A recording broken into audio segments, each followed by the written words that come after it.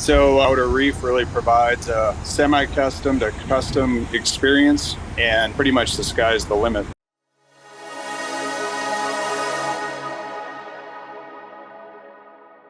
Good morning, everyone. My name is Steve Davis with Southern Boating Magazine, and we are joined today by Dr. Francis Herrbold. He is the proud owner of the Outer Reef 67 yacht, Daddy-O, and he's going to speak with us today about the features of the boat that make it so outstanding and why he chose that model for his cruising adventures on the water. So good morning, Dr. Herrbold. How are you? Good morning. Very well. Thank you. So when did you purchase this boat, and what was the idea behind you actually buying it? So Outer Reef really provides a semi-custom to custom experience. And previously I had a 50-foot Tierra, which was a galley aft design. And I really wanted the galley aft design again, and Outer Reef accommodated that. Typically a trawler, I'm on the aft deck right now, and typically a trawler is designed with the galley forward. And as you can see, I designed it galley aft. Outer Reef was more than willing to do that. They flip-flopped the boat, put the galley aft with the open concept. We got a bar here with an electronic window that goes up and down. And then forward is the salon where typically the galley would be. And so they were willing to completely flip-flop the boat, Okay. which provides a nice, complete open concept. You can access the bridge here from the stairwell. Is there an interior helm on this boat? Yes, sir. There's a lower helm right here for foul weather or comfort. Right. Complete helm here, and then another helm on the bridge. And then there's a remote operation throughout the vessel. I've got a remote operating station on the bridge, on the bow, which is really nice for anchoring, and then another one in the cockpit for backing into a slip. Was that something that you do with like a remote control, or is it something that you would do on your smartphone? It's a remote control that's hardwired on about a 20-foot cable. Okay. But and you have one in different locations then? Yeah, I have 3 locations: the cockpit, the bow, and the flybridge. It's really convenient for docking because I have full visibility of the entire vessel. Right. And then, like I said, for anchoring, I can anchor independently. I can anchor by myself. So I can operate the vessel, I can operate the windlass and see. And so what's your experience with boating? Have you always been a boater since childhood, or is this something? Yes, I grew up on the water in Wisconsin. Been boating since I was 4, primarily Door County, Wisconsin, the Bay of Green Bay and Lake Michigan. Yeah. And then moved to Florida in the early 90s and started boating here on the beautiful Gulf Coast near Pensacola and Destin. And is that where you are now, up near Pensacola? Yeah, I'm in Pensacola Beach. I'm at my home, Pensacola Beach. The boat is kept at my home. And so, we did a review on the boat, and thank you very much for allowing us to come aboard. It was a wonderful ride. One of the things I really noticed in the design was that stairway that goes from the main deck up to the flybridge. Can you tell us a little bit about that, or is that something that caught your eye? Yes, you can see it here. It's completely enclosed, so if the weather's poor or it's raining, you don't have to go outside to board the bridge, but there is a separate access point here under the tender. Is convenient for swimming and whatnot. If people are wet, they can come to the bridge without going inside the boat. Oh, I gotcha.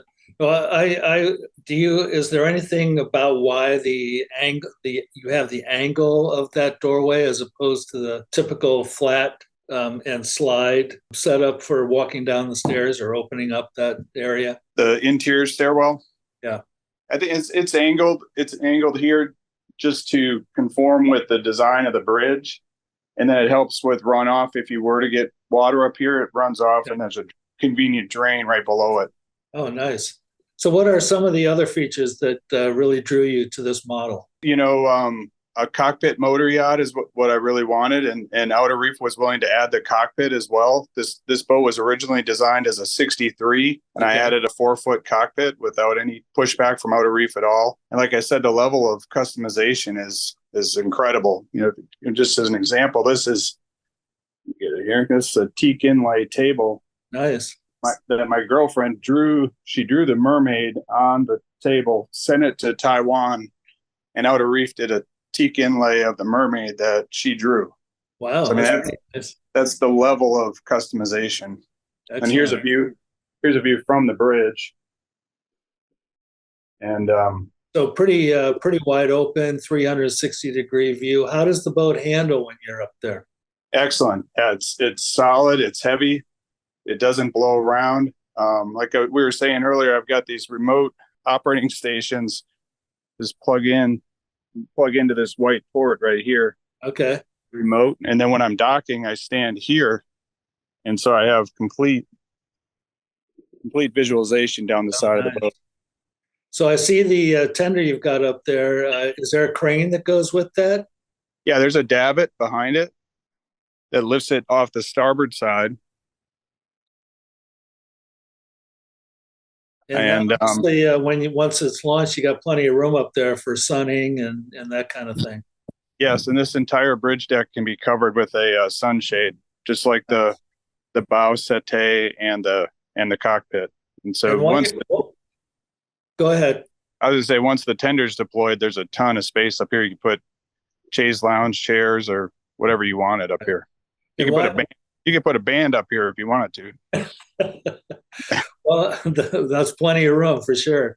When you while you're up there, can you take a look down and show us the swim platform? Yes, sir.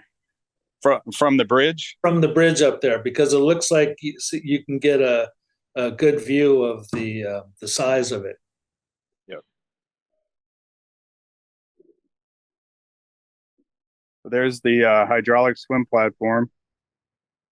And then I put a sunshade over the cockpit, which you see there. And the entire platform goes up and down. It probably goes 2 feet down into the water, which is very convenient for swimming and sometimes boarding the vessel. It's really nice. While you're at it, do you mind going down there now and just walking down there and take a look at the swim platform from the cockpit? Sure. So we're back on the aft deck here, and then there's the cockpit. This was completely added by Outer Reef. Normally the vessel would stop here. So you kind of have a double cockpit set up there too. Yeah, there's a aft deck and then a cockpit added to the aft deck. Okay. So the lazarette door is there. And typically the vessel would end right here. Okay. And I added the cockpit and then also added the hydraulic platform. So that is definitely big, I guess, would be there's a ton of there's plenty of room. You could even put a jet ski on that, couldn't you? You could. But how do you have it set up now? Primarily just for swimming, and do you do much fishing? Yep, the Outer Reef also put rod holders in for me, and so so we do some trolling. A lot of times you're going trolling speed, and so it's convenient for trolling, and then these rails on the platform rotate, and so it's real convenient for boarding with the tender. It's like a handle. I gotcha. When you come off the tender. Excellent. So what about the power? Is there enough power on board to push that boat? Yeah, I'm one of those guys that I tend to get the biggest engine package available. And so I got the Caterpillar 12.9s, which is 985 horsepower each. So I can cruise pretty comfortably at 80% load at about 16 knots, and it'll do 23 knots wide open. Wow. All right. Most of the time I cruise 10 to 12 knots, but I have the capability to move if I want to. And where is your cruising ground to speak of? Do you go all the way up and down the East Coast or to the Bahamas? We have not been to the Bahamas yet. We've been to Key West and the Dry Tortugas and throughout South Florida, from Fort Lauderdale around the West Coast, Fort Myers, Sanibel, Captiva. And then when it's at my home here, then we primarily cruise from Apalachicola to Mobile, Alabama. Okay. Up and down the Gulf Coast. Excellent. But it has the capability to really go anywhere. And do you foresee that happening in your future? Yeah, so someday I'd like to live aboard and take it all over. Oh, that You would know, be great. I've never felt uncomfortable in it in a sea. I feel safe. I feel like the boat can handle a lot of sea and bad weather, and have never felt uncomfortable. So that's one of the main points you would probably tell people if they were interested in purchasing a new boat, and why consider a outer reef. Yeah, I mean, incredible construction, solid construction, seaworthiness, and then, like I said, basically a semi-custom to custom build experience with Jeff and Danny and Deborah at Outer Reef. Pretty much the sky's the limit. Sometimes there's too many options. You try to select a door handle and they tell you just whatever you want, and but it's really almost a custom build experience. Excellent. So you've taken it out a few times so far, and you're happy with the way it performs and all of that? Yes, sir. Yeah, I'm very comfortable with it. I have been operating boats my entire life, but this is the biggest one I've ever owned. And I'll confess that initially it was a little intimidating just because of the size jump from a 50 to a 67. Right. But I've quickly become very comfortable with it. And like I said, it's a heavy boat, so it doesn't blow around in the wind. I can take my time when I'm docking. I also have a dynamic positioning system on the boat, and so I can DPS the boat, talk to my crew about what the plan is when we're docking, assist them with lines and fenders, take my time, and then dock when I'm ready. Fantastic. Well, it sounds like you made the right choice, and you got lots of adventures ahead of you.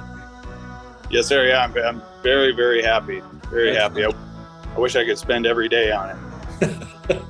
Wish I could do that too instead of being here in the office. Well, thank you very much for joining us today.